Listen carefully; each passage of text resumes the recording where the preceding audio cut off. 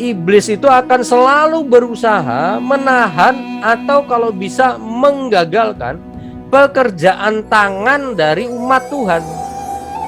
Jadi dia akan berusaha semampunya untuk mencegah Bapak Ibu untuk lebih berhasil. Kalau bisa ngancurin bisnis Bapak Ibu.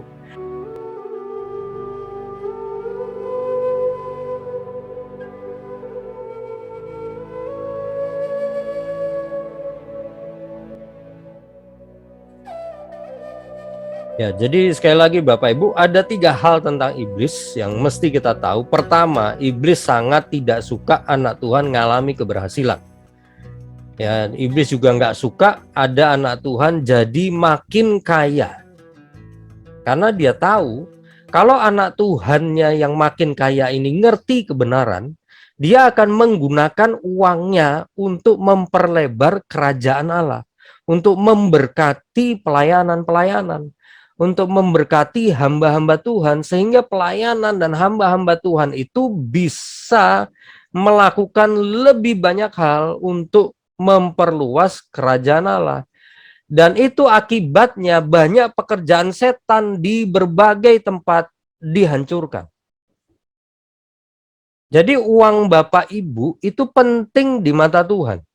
Bisnis Bapak Ibu itu penting di mata Tuhan. Jadi jangan salah sangka, Tuhan itu tidak anti bisnis, dia tidak anti uang, dia itu justru ingin memberkati Bapak Ibu, supaya Bapak Ibu bisa dipakai oleh Tuhan untuk menjadi bagian dari pelebaran kerajaan Allah di bumi.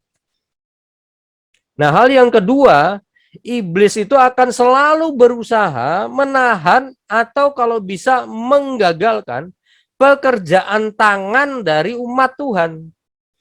Jadi dia akan berusaha semampunya untuk mencegah Bapak Ibu untuk lebih berhasil.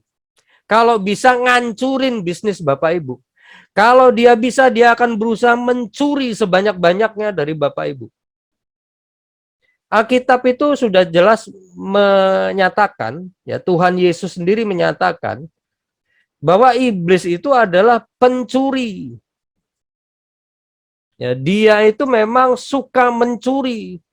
Dan kalau dia lihat kesempatan, dia bisa mencuri dari Bapak Ibu, apakah itu uang, apakah itu peluang usaha, ya kesempatan kerja yang lebih baik misalnya. Ya, kalau dia bisa curi itu, dia akan curi itu dari Bapak Ibu. Nah, kapan iblis bisa nyuri? Ketika dia lihat kesempatannya, dia akan mencuri. Dan Bapak Ibu, sekali iblis, ini perhatikan, jahatnya setan. Kalau dia sudah bisa masuk dalam hidup dan bisnis Bapak Ibu, dia akan berusaha mencuri sebanyak yang dia bisa. Setan itu jahat luar biasa. Kalau dia sudah bisa masuk dalam kehidupan kita atau dalam bisnis kita, ya, dia akan berusaha mencuri sebanyak yang dia bisa sampai kering sama sekali. Hati-hati Bapak Ibu. Jadi iblis itu sebenarnya pada dasarnya tidak bisa sembarangan nyuri dari Bapak Ibu, tapi kalau ada peluangnya, dia akan mencuri dari Bapak Ibu sampai Bapak Ibu kering. Ujung-ujungnya bangkrut.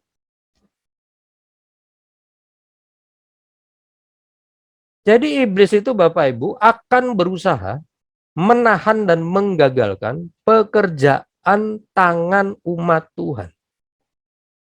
Nah, yang ketiga, iblis akan berusaha mencuri dari kita, seperti yang saya sampaikan tadi.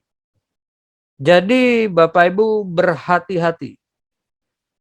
Kalau Bapak Ibu mengalami berkali-kali kehilangan peluang bisnis, Bapak Ibu harus segera sadar.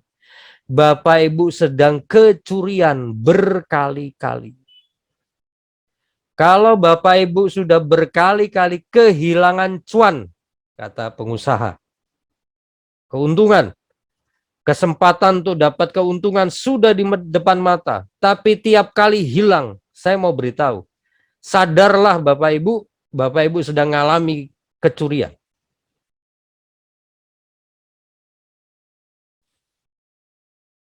Saya mau cerita sedikit. Ada kasus, ada anak Tuhan lahir baru, Bapak Ibu, bukan anak Tuhan biasa loh, lahir baru, cinta Tuhan, rajin ke gereja. Dia buka usaha kantin di sekolah. Nah, yang menarik adalah kantin anak Tuhan ini sepi pembeli. Jadi siswa itu nggak ada yang beli di situ. Lama-lama mikir dia, kok bisa ya? Katanya kita ini diberkati, katanya kelimpahan, tapi kok kayak begini, nggak laku-laku. Nah, akhirnya panggil hamba Tuhan untuk didoakan itu kantinnya. Nah, setelah didoakan Bapak Ibu, si hamba Tuhan ngelihat di depan kantin itu ada setan berdiri, persis di depan pintu kantin. Ada setan berdiri di situ. Sehingga kalau ada siswa sekolah yang mau masuk ke kantin itu, anehnya Bapak Ibu perhatikan ya.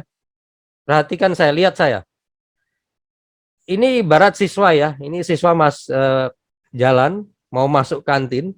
Begitu di depan pintu, sudah dekat pintu Bapak Ibu itu siswa bisa putar badan, balik.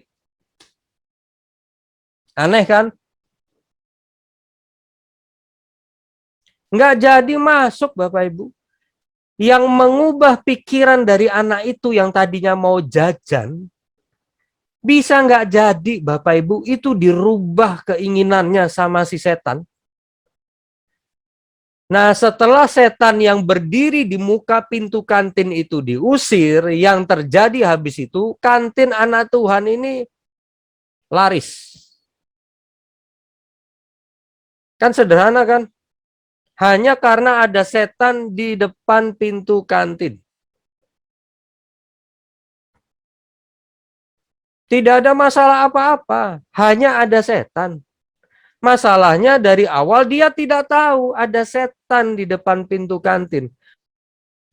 Jadi begini Bapak Ibu, kita harus pahami bahwa hidup kita ini berhadapan dengan kuasa gelap.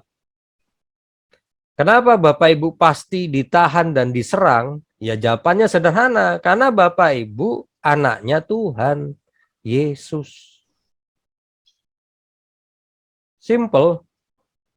Tapi kalau Bapak Ibu belum percaya Yesus, Ibu masih orang dunia, saya jamin Bapak Ibu tidak akan ditahan untuk berhasil.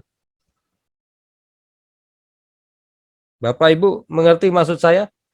Kalau Bapak Ibu bukan anak Tuhan, Bapak Ibu nggak akan ditahan oleh kuasa gelap untuk berhasil. Bapak Ibu akan dengan lebih mudah jadi kaya. Cuannya banyak, yang beli banyak. Kok bisa Pak? Nah, karena setan itu tidak menahan atau menghalangi. Tapi gara-gara ibu percaya Yesus, bapak ibu percaya Yesus, maka setan itu akan berusaha nahan. Kalau bisa ngancurin bisnis kita. Kalau bisa ngancurin karir kita. Dia akan berusaha membuat bapak ibu jadi miskin.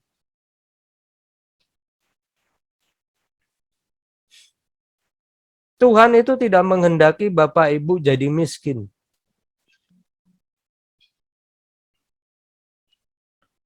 Tapi iblis akan berusaha bapak ibu jadi miskin.